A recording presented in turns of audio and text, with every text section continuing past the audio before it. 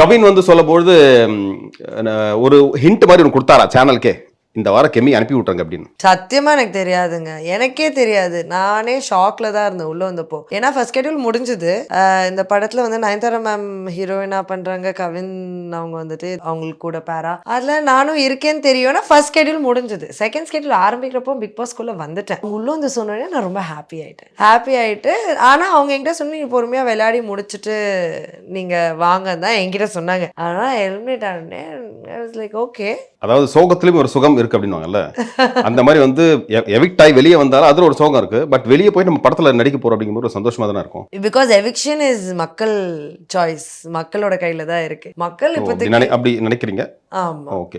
அப்படின்ட்டு. ஆனா அவர் ஹிண்ட் கொடுத்தாரா அப்படின்னு நீங்க கேட்குற கேள்விக்கு எனக்கு பதில் கிடையாது. ஏன்னா அவர் அப்படி சொல்லல. அவர் ஜாலியா வந்துட்டு இல்ல சொன்னாரு. பிளஸ் பார்வதி நினைக்கிறேன், ஏங்க பாரு சும்மாவே இந்த வாரம் அவங்க வந்து பேசுவாங்க. கெமியை வெளியே அமிச்சா படத்துல நடிக்கட்டும் அப்படிங்கிற மாதிரி இருந்துச்சு. அவங்க வெளியில அனுப்புறதுக்கு என்ன வேணா சொல்லுவாங்க. சரி.